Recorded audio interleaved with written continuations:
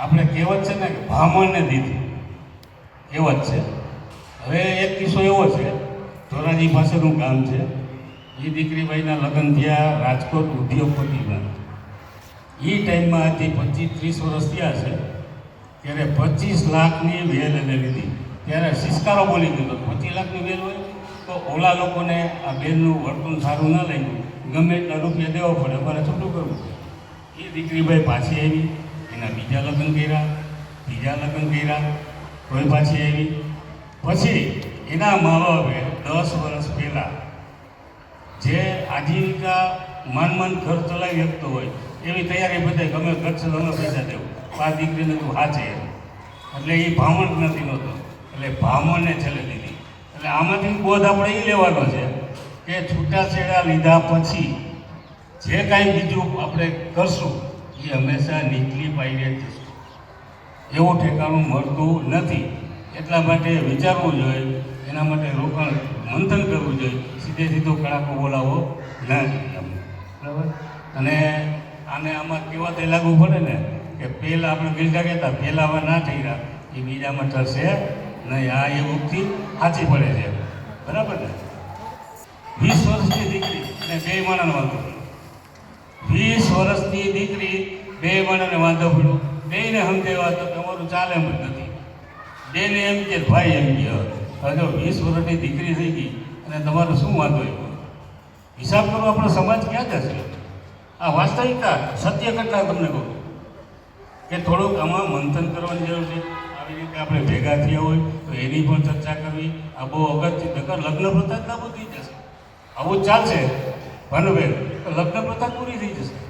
બરાબર ને. આજે 20 વર્ષની દીકરી હોય ને વાંધો પડે તો એક સમજદારીનો જ અભાવ ગણાય. બરાબર. એટલે આપણે સમજદારી પણ જરૂરી છે છૂટાછેડા રોકવા માટે. હવે એક પ્રસંગ એવો બહુ મજા આવશે. મારા મોટા ભાઈ હૈદરાબાદ રહે છે, અને હું ઉપર રેલવેમાં જતો હતો. 24 કલાકની જર્ની હોય તો અમે તો પછી કંપની થઈ ગઈ, 10 ફેમિલી ઉપર પાર્ટી ઉપર નીચે બધી વાતો કરીને કંપની જમી ગઈ. તો એમાં મુદ્દો આવ્યો આ હાલનો છૂટાછેડાનો, ઝઘડાનો, ધર્મ કજિયાનો. તો એક માંથી વોશરૂમમાંથી પાસે આવ્યા ને તો એ ઘડીક ઊભા રહીને અમારી વાત સાંભળતા હતા. તો મને કહે અમારે કોઈ દી અજાણુંમાં 60 વર્ષથી કરશન ચાલે, અમારા ઘરમાં કજિયો જ નથી.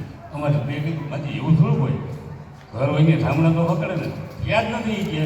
એ કે ઉભો રહે મને કે પછી એને ઘરવાળાને ભલે એવા એ કે બોલો આપણે કંઈ કજિયો થયો ના કોઈ દિવસ નહીં. તો મેં કીધું રહસ્ય હું સમજાવો તો અમને કામ લાગે. તો માજીએ કીધું કે આ ભાઈ છે ને ગુસ્સામાં ગુસ્સો બહુ કરે, એટલે કોકની ફીક મારી બાજુ ઉતારે. એ ગુસ્સો કરે ને હું કાંઈ બોલું નહીં.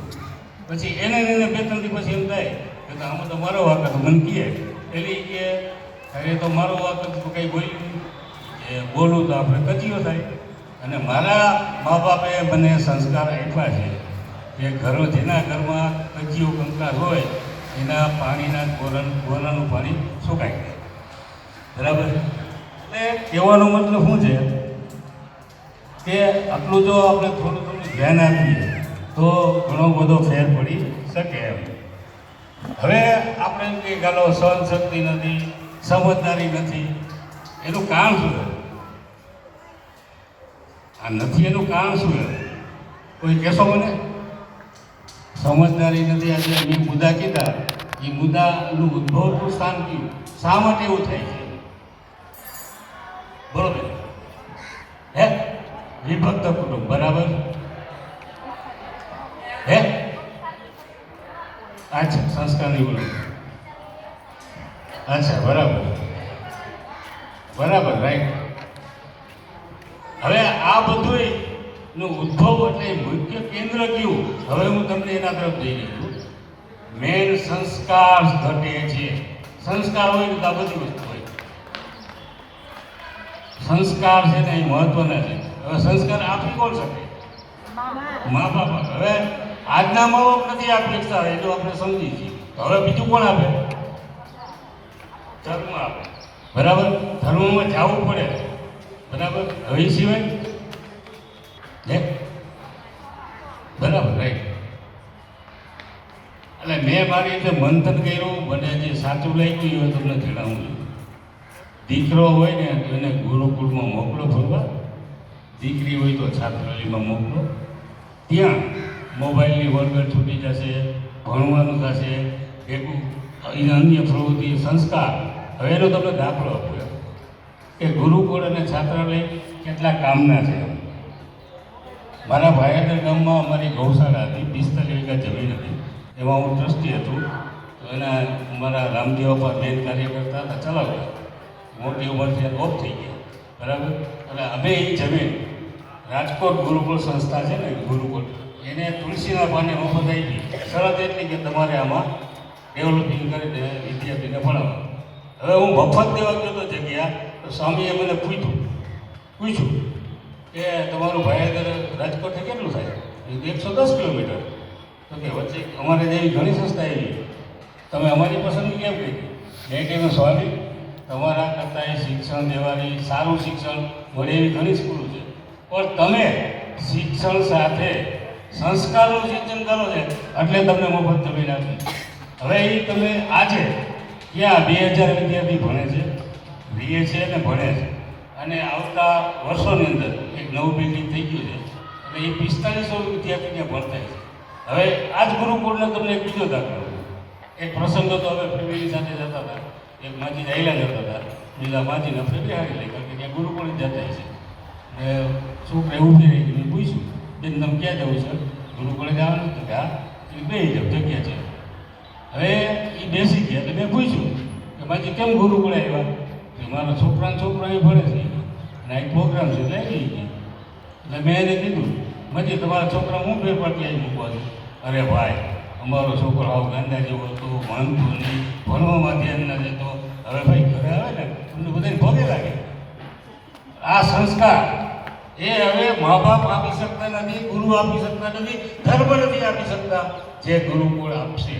એટલે બહેનોને છે ને, દાખલા તરીકે અહીંયા સુરતની અંદર સ્વામિનારાયણ ગુરુકુળ બહેનો માટે થઈ છે, અને એમાં બહેનો જ સંચાલન કરશે, એમાં સ્વામી નહીં આવે.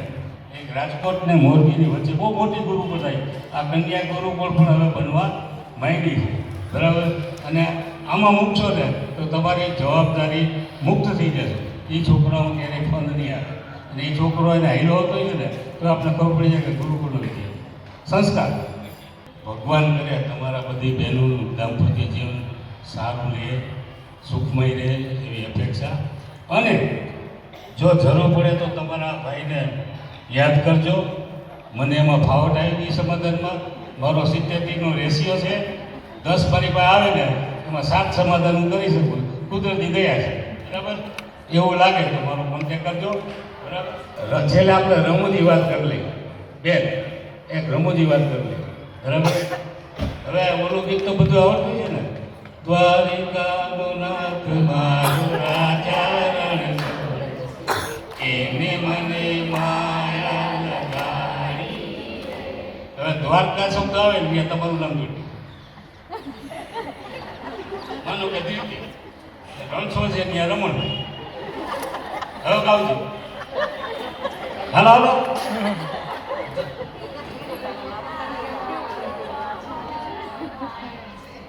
એને મને માયા લગાડી, એને મને માયા લગાડી મારા વાલા, એને મને માયા લગાડી રે. સબરીનો મિત્ર મારો રાજા રણછોડ છે.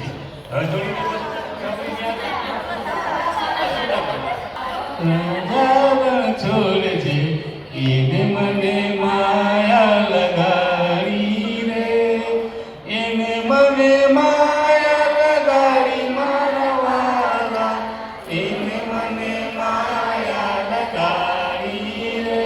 હવે આ યાદ રાખજો, તમે જેને એક પર ટ્રાય કરજો, તમે ગાઓ ને ખુશ થઈ જાય. બીજો ફાયદો એ થાય કે જ્યારે દાંપત્ય જીવનમાં થોડુંક મુંગલતા વાતાવરણ પકડાય તો આ ગીત ગાઓ ને એટલે એ રેડી થઈ જાય. બધું ટ્રાય કરીને કહેજો મને. અંતમાં બહેનો, તમે મને શાંતિથી સાંભળ્યો એ બદલ ખૂબ ખૂબ આભાર. વાત તમને જે દાંપત્ય જીવનમાં ઊંચી કરશે એવી અપેક્ષા સાથે હું વિરમું છું. દુનિયા માતની ભારત માતાની વંદે અસ્તુ. ખૂબ ખૂબ આભાર પ્રવીણભાઈ. અને અમે ઈચ્છીએ કે તમારો સંપર્ક અમારે આના માટે ન કરવો પડે, તમારો સંપર્ક અમને આ કામ માટે ના કરવો પડે.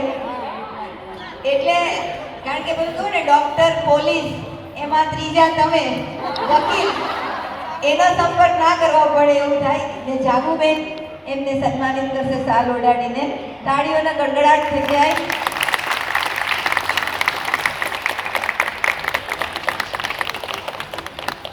ખૂબ ખૂબ આભાર. સ્ત્રીઓને સમજવા માટે તમે જે પ્રયત્ન કર્યો એના માટે અમારા તરફથી તમારો ખૂબ ખૂબ આભાર. કારણ કે આજે જે ગંભીર પરિસ્થિતિ છે એમાં તમારા જેવા રસ લઈ અને આ કામ કરે છે, એક અભિયાન છેડ્યું છે, તો એ તમે એમાં ખૂબ જ સક્ષમ રીતે આગળ વધી શકો અને બધાને મદદ કરી શકો એવી અમારી આશા. ભાનુબેન છે મને વાત યાદ આવી, રાઘવજીભાઈ ગડારા શું થાય ભાઈ થાય ને, આ 30 તારીખે 30/12 સ્નેહ મિલન છે. તો એ દાતા છે આપણે ઉમિયા પરિવારના. તો એનો લેખ લખવાનો મારે પગમાં આવ્યો હતો. મેં લેખ લખ્યો, લેખ લખતો તો એને મળ્યો ત્યારે આ એક બુક આપી હતી મેં ફ્રીમાં. તો એને વાંચી મને ફોન કર્યો કે મારો ગડારા પરિવારનું 30/12 સ્નેહ મિલન છે, એમાં મારે પટલી બુક 500 બુક જોઈ છે. એટલે મેં એને આમરણ જે પ્રોગ્રામ હતો આપણે ભેગા થયા હતા ત્યારે એને 500 બુક હું આપી આવ્યો. એટલે મને એ થતા તેને કરતાં વધારે પૈસા આપતા હતા. મેં કીધું શા માટે? કે આમાં તો 120 રૂપિયા કિંમત લઈ ગઈ, તમે મારી પાસે 50 કેમ લ્યો છો? મેં કીધું તમે તે સમાજ સેવા કરો, મારી સમાજ સેવા કરવી પડે. મારી પડતર કિંમત 60 રૂપિયા છે, છતાંય મારે એનું 10 નાખો, કારણ કે તમે જે કામ કરો મારો સહકાર હોવો જોઈએ. એટલે તમે છો મને યાદ આવી. ખૂબ જ સરસ. એટલે આ જે એમણે બુક લખી છે એનું નામ છે ના લો છૂટાછેડા. એટલે એમાં કારણ બધા છે કે શું હોય તો શું કરવું જોઈએ.